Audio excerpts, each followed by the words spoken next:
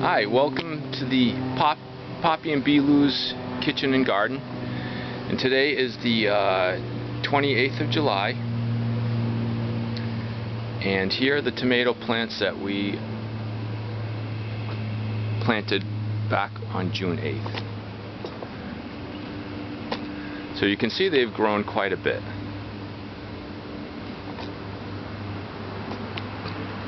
Now what we want to show today is we want to show a little maintenance, specifically what we do to these pots. You know, we have some weeds growing in them, and we even have a little friendly or unfriendly visitor right here. What looks to be perhaps poison ivy, although this just showed up as 5 leaves right here, so it's very possible it's not. But before that, they just had these classic 3 leaves, and we just want to be careful. So what we want to do is we want to get some tools, you know, some like little raking tools, rake the soil up, trying to get the weeds up, and then we will readjust the amount of level of dirt into these pots. So let's see what we can do, because you know what's happening is these weeds are sucking nutrients and they're sucking water, so it's robbing from the plant. So let's see if we can sort of loosen up the soil.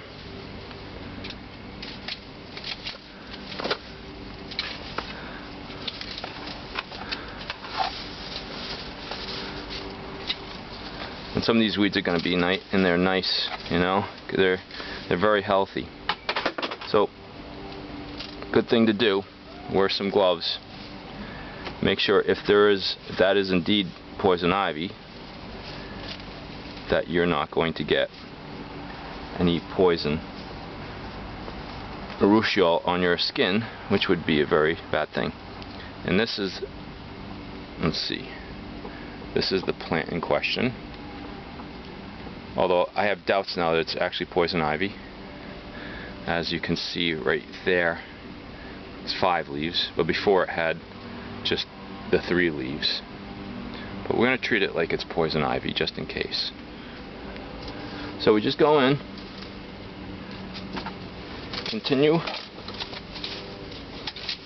loosening up the soil.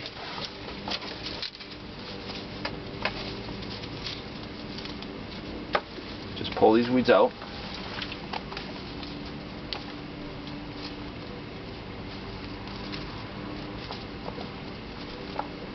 I'm going to get them all out, you know.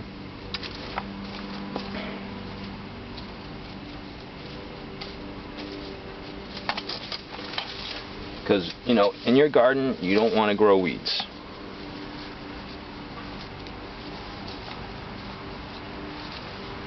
You know, weeds are not something that is going to provide your family with food. So it's not what we want. It's amazing to me that there are weeds in this soil anyways. I mean, I compost leaves. I'm using a greenhouse spot lobster compost, which is, I believe it's been thoroughly cooked. So how would weeds get here? I don't know. So the next step is, once we've gotten the weeds out, we want to take some soil and amend what's there, make sure the level is good, because sometimes, you know, the level can shrink. Maybe this will, you know, as well, there's more nutrients in the soil. It might give the roots a good boost, because we were trying to shy away from all things inorganic, you know, pesticides, chemical fertilizers. We really want to have a good, healthy, organic garden.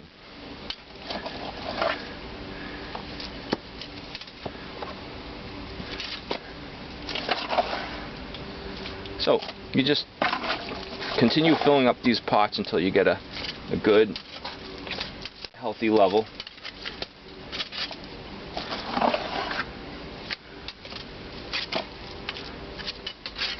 I'm just going to keep putting more dirt into this. And the root systems will grow into the soil.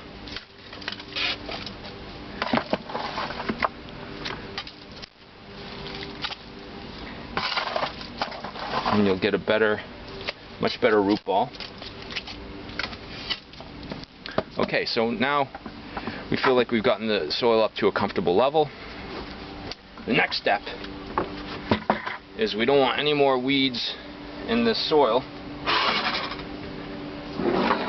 And something probably we should have done earlier in the season. If you remember, we've just been on the beach collecting salt marsh hay. So here are the bags of salt marsh hay. So I'm going to take this salt marsh hay and mulch the soil.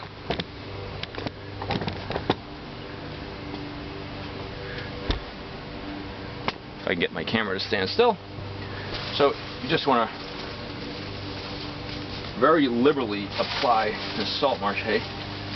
It's going to aid in keeping the moisture in this pot, because I've noticed that, you know, with pots you have to be extra attentive to the soil drying out. You know, you don't have a massive soil, you don't have the ground, you only have what's in this pot right here. So, and tomato plants love a lot of moisture.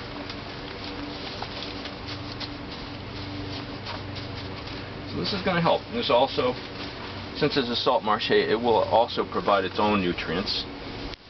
And as we return the soil back into the compost in the fall, late fall, so will the salt marsh hay go.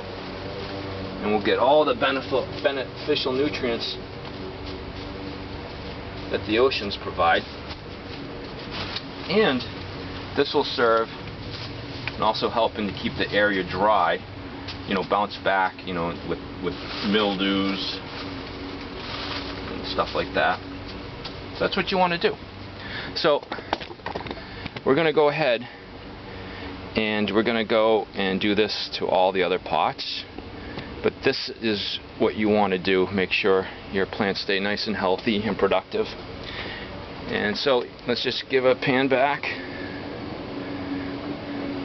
Just see how big these plants are getting. If it's any idea, I am 5'9" and I come about to here on this plant. So I think the garden soil that we made was quite successful. And we have a lot of tomatoes coming in. I mean, not ripened, but I've noticed we have plenty of pollinators.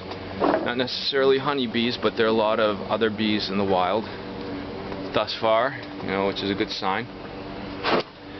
And another episode I'm going to have to show how I'm going to continue holding these tomatoes up. We'll probably have to run some twine from the gutters and drop it all the way down and can have the tomato plants continue. Alright, well, thanks again, and thank you for joining me in Papi and Bilou's garden, especially their patio garden with all their tomato plants. Alright, bye.